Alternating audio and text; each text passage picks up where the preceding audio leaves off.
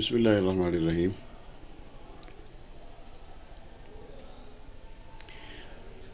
ایک صبح مدرسے جانے کے لیے میں اٹھا اور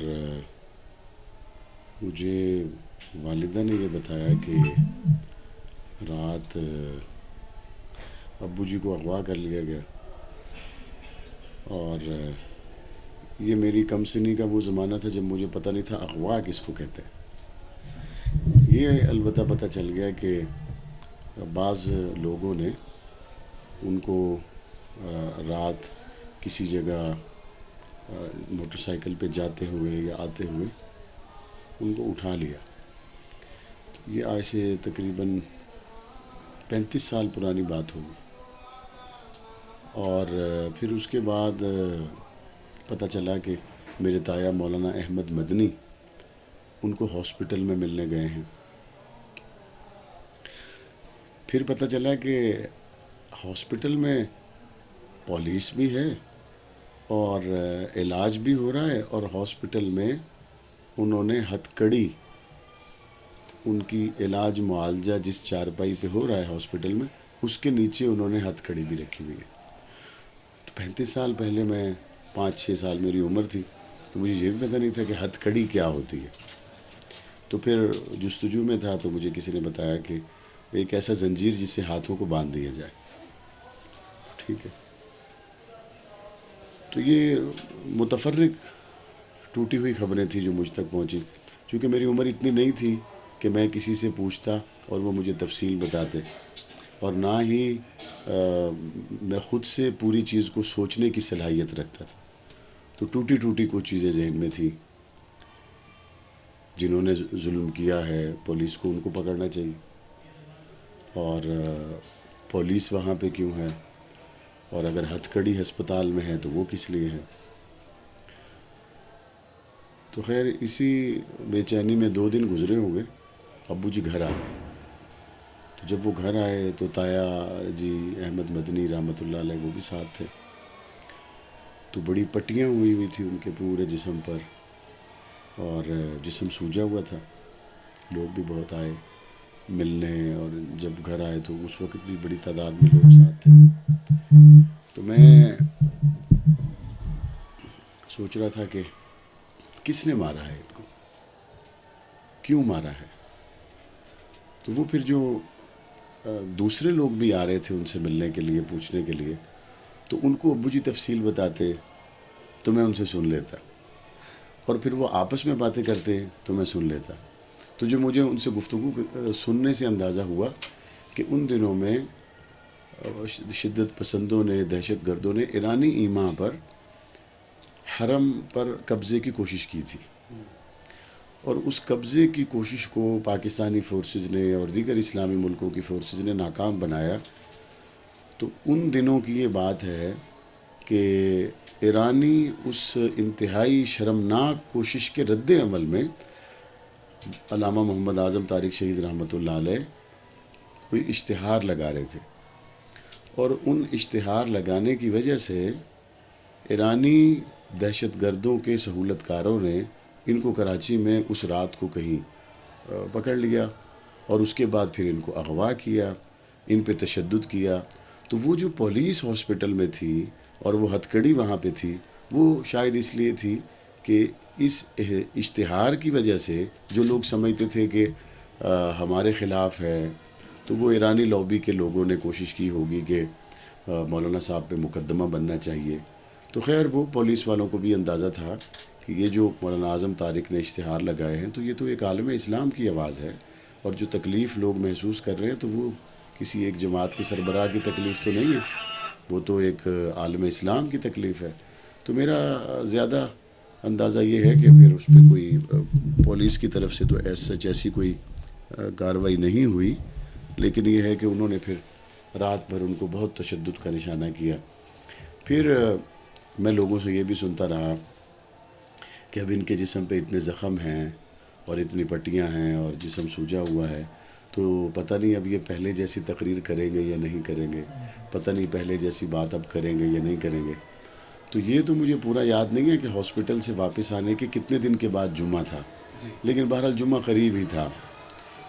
تو اس جمعے کو جامع مسجد صدیق اکبر میں والد صاحب رحمۃ اللہ علیہ کے ممبر پر پہنچنے سے پہلے ہی لوگ تو پہنچ جایا کرتے تھے، لیکن اس جمعے کو سننے والوں کی تعداد زیادہ تھی۔ تو میرے ذہن میں بھی یہ بات تھی کہ تقریر میں پہلے کبھی سننے جاتا تو اس دفعہ لوگ کہہ رہے ہیں کہ تقریروں کے بعد اور اشتہار لگانے کے بعد شاید ان کی بات میں کچھ فرق ہوگا، تو یہ اس لیے بھی شاید ذہن میں آتا ہوگا کہ ایک علیل ہے جس کو مارا گیا ہے، جسم سوجا ہوا ہے، تو وہ کیسے بات کرے گا۔ میں بھی جمعے میں گیا اور میں نے وہاں، مجھے یاد ہے کہ جامع مسجد صدیق اکبر کی وہ پرانی عمارت تھی جو موجودہ جامع مسجد صدیق اکبر ہے، تو بہت اچھی عمارت بنی ہوئی ہے، یہ بھی والد صاحب رحمۃ اللہ علیہ نے بنوائی تھی، لیکن وہ ایک پرانی مسجد تھی۔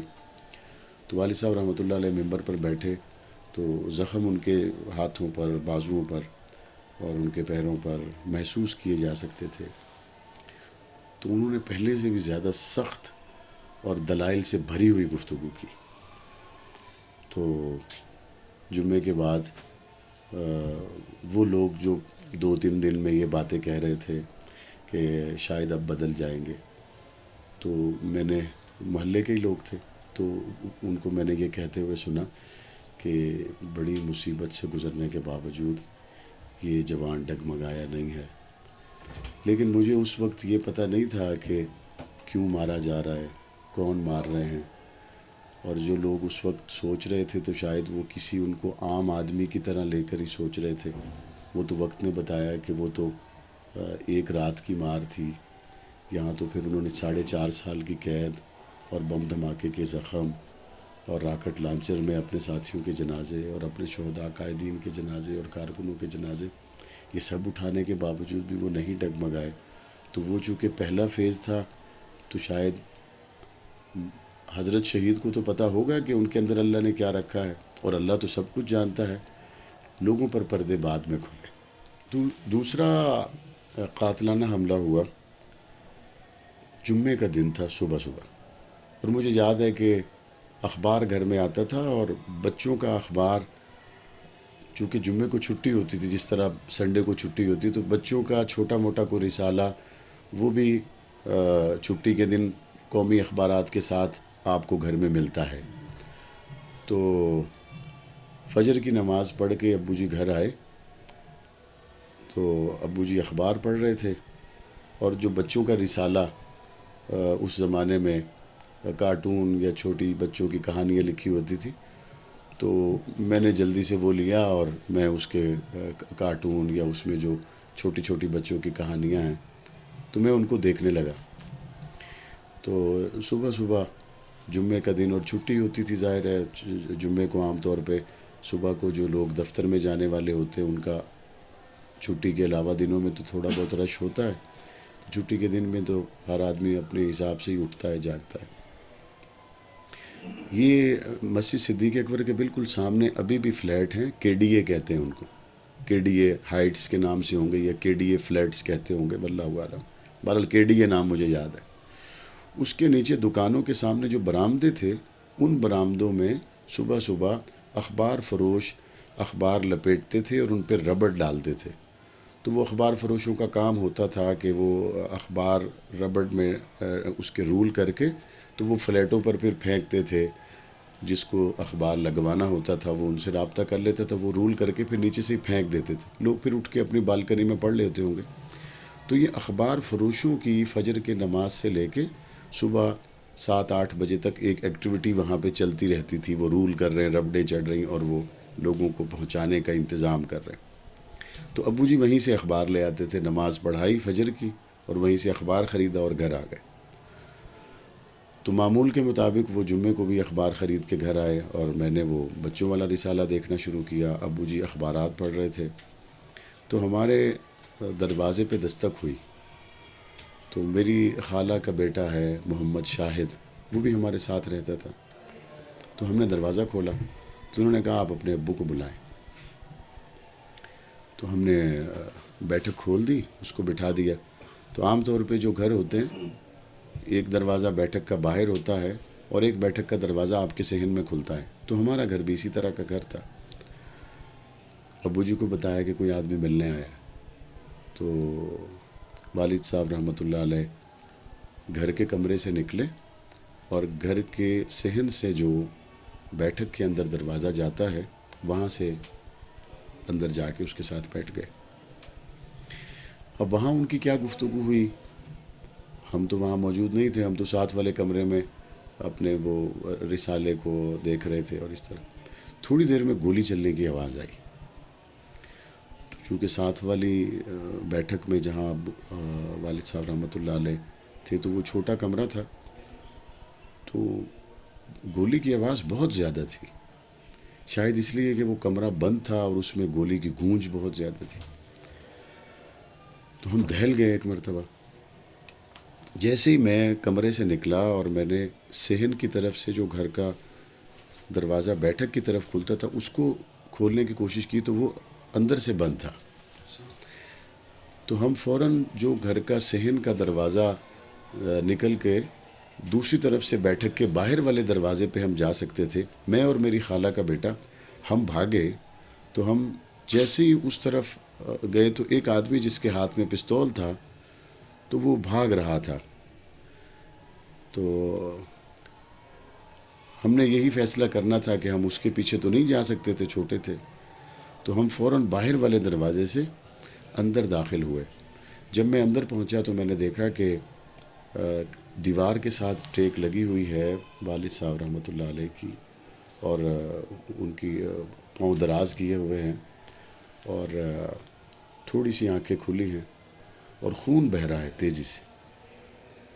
لیکن ان کو اس نیم بے ہوشی میں تھوڑا سا شاید اندازہ ہو گیا کہ ہم باہر سے, میں اور شاہد ہم بیٹھک میں آ گئے. تو شاہد نے اور میں نے ان کو تھوڑا سا سہارا دیا تو وہ اٹھ گئے. اتنا اٹھ گئے کہ وہ دیوار سے جو ٹیک لگا کے زمین پر تھے تو وہ تھوڑے سے سہارے سے اٹھ کے چارپائی پہ لیٹ گئے, لیکن اس طرح کہ ان کے پاؤں زمین پر لگے ہوئے تھے لیکن خود وہ چارپائی پہ لیٹے ہوئے تھے. اتنے میں وہ اخبار فروش دوڑتے ہوئے آ گئے. وہ بالکل سامنے تھے, وہ سارے دوڑتے ہوئے آ گئے کہ امام صاحب کو گولی لگ گئی, امام صاحب کو گولی لگ گئی. اللہ تعالیٰ جنت میں جگہ دے, انجینئر الیاس زبیر ہوتے تھے. تو انجینئر الیاس زبیر ابو جی کے مستقل نمازی تھے, اور ہماری مسجد کی دائیں جانب ایک فلیٹ, اب تو وہ ہائٹس مکمل ہو گئی, ان کو شاید بنانے کا بھی کچھ تھوڑا بہت ان کو کام ملا ہوا تھا, اس لیے بھی شاید یہ وہاں قریب ہی رہتے تھے. تو انجینئر الیاس زبیر آ گئے. تو تھوڑی ہی دیر میں میرے وہاں پہ قریبی پھپھو کے بیٹے رہتے ہیں مولانا سعد اللہ صاحب, وہ آ گئے. فون پر اطلاع ہوئی, تایا جی بڑے چچا مولانا احمد مدنی آ گئے. لیکن یہ آنن فانن میں فوراً ٹیکسی منگوائی کہ اس میں ان کو لے جائیں. اس درمیان میں جب اخبار فروش آئے اور الیاس زبیر صاحب آئے اور یہ باقی, تو والدہ دروازہ کھٹکاتی تھی اندر سے. تو والدہ کو لوگوں کے, اخبار فروشوں کے اور ان لوگوں کے بیٹھک میں آنے سے اندازہ ہو گیا کہ بیٹھک میں لوگ آ گئے ہیں. تو والدہ دروازہ کھٹکاتی اور پوچھتی کہ مولانا صاحب کا کیا حال ہے. الیاس زبیر صاحب بتاتے کہ ہم ہاسپٹل لے کے جا رہے ہیں. تو میں اندر جاتا بتاتا کہ وہ تو ہوش میں نہیں ہے. شاہد اندر جاتا تو وہ بھی رونے لگتا. تو والدہ محترمہ نے اس وقت دروازہ کھٹکا کے سوائے دروازے کے اس پار کھڑے ہو کے خیریت پوچھنے کے بیٹھک میں آنا مناسب نہیں سمجھا, کیونکہ وہاں پہ غیر محرم لوگ موجود تھے اور میری والدہ پردہ کرتی تھی. انجینئر الیاس زبیر نے مجھے سالہ سال گزر گئے اس واقعے کو, اس نے مجھے کہا میرا مولانا اعظم طارق کی جماعت میں شامل ہونے کا ارادہ دل سے اس دن بنا کہ اس بندے کو گولی لگی ہوئی ہے اور اس کے چھوٹے بچے ہیں, ان کو سمجھ نہیں ہے, اور اس کی بیوی دروازے کے دوسری طرف کھڑی ہو کے پوچھ رہی ہے کہ میرے خاوند کا کیا حال ہے. تو میں اس طرف کھڑا ہو کے بتاتا ہوں کہ ہم ٹیکسی میں لے کے جا رہے ہیں. جو عورت اس حال میں اپنے پردے کا لحاظ رکھے اور غیر مردوں میں نہ آئے اپنے خاوند کو دیکھنے کے لیے, یہ کیسے ہو سکتا ہے کہ کربلا میں نبی کی بیٹیاں خیموں سے باہر آ گئی ہوں. تو وہ کہتا ہے مجھے اس بات نے بہت متاثر کیا کہ یہ سچے لوگ ہیں, یہ دیندار لوگ ہیں, اس کیفیت میں کون اپنے اوپر قابو رکھ سکتا ہے. اور پھر جو حضور علیہ السلام کے اہل بیت پہ باتیں کی جاتی ہیں، آج امت 1400 سال کے بعد تقوی کی اس معراج پہ کھڑی ہے، تو ان کے تو کیا کہنے۔ خیر ٹیکسی میں ابو جی کو انہوں نے ڈالا اور لے گئے۔ بعد میں مجھے ایک موقع پر الیاس زبیر نے یہ بات بتائی، اور مولانا سعد اللہ صاحب بھی ساتھ تھے۔ راستے میں والد شہید رحمۃ اللہ علیہ کو تھوڑا ہوش آیا، تو یہ ٹیکسی میں بیٹھے ہوئے لوگ رو رہے تھے، تو پوچھا کیوں رو رہے ہو؟ تو انہوں نے جواب دیا کہ آپ کو گولی لگی ہوئی ہے اور پتہ نہیں آپ رہیں گے یا نہیں رہیں گے۔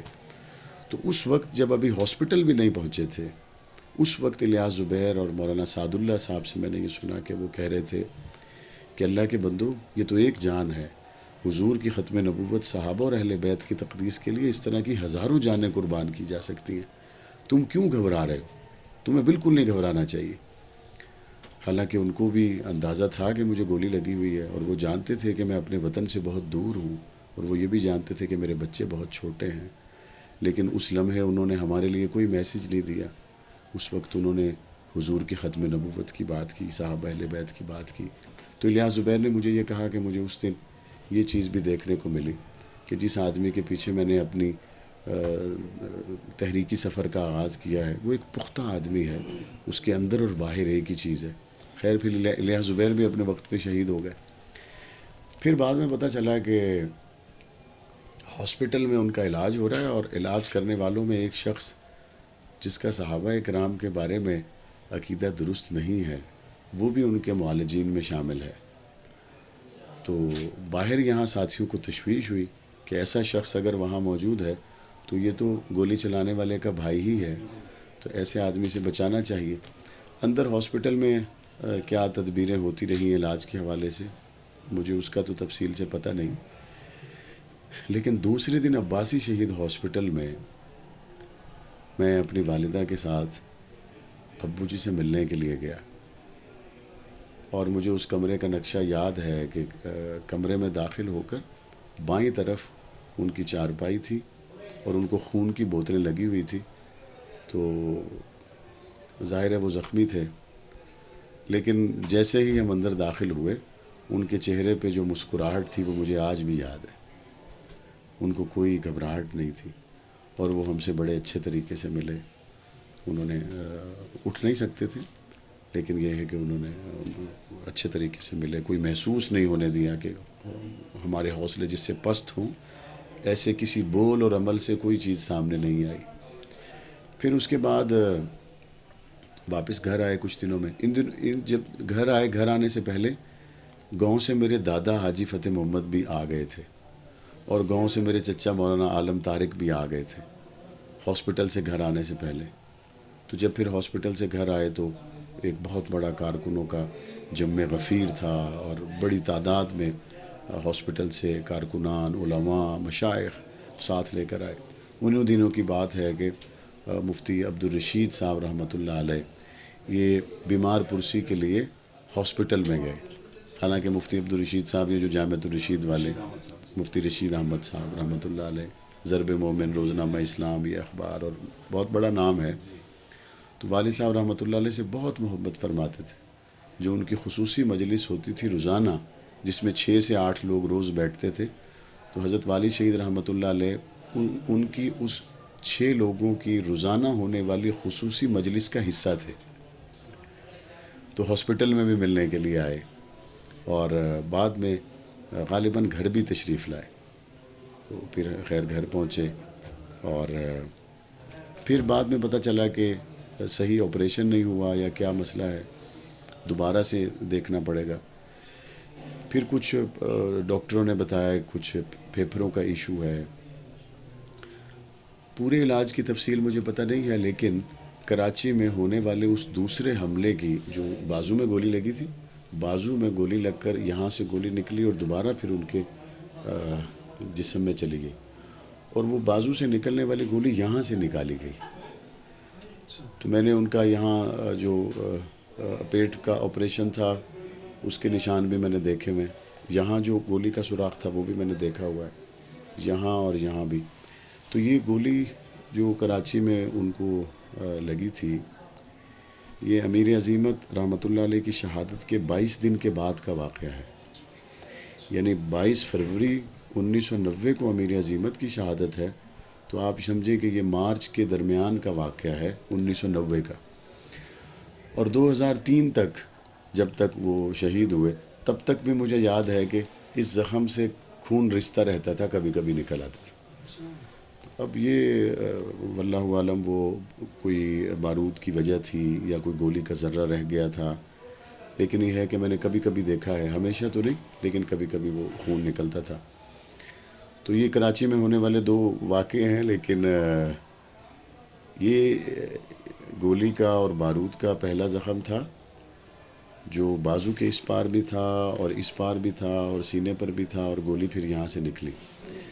لیکن جب 1997 میں بم دھماکہ ہوا تو وہ تو 114 زخم تھے، تو یہ والا زخم تو پھر بہت پیچھے رہ گیا گنتی کے اعتبار سے کہ، اور وہ جو 114 زخم تھے اس کے ذرے مختلف اوقات میں باہر آ جاتے تھے. یعنی وہ جو آپ کی سکن ہے 6 مہینے میں، سال میں کوئی نہ کوئی ذرہ خود ہی موو کرتے کرتے تو ایسی کسی جگہ آ جاتا تھا جہاں سے اس کو نکالنا آسان ہوتا تھا.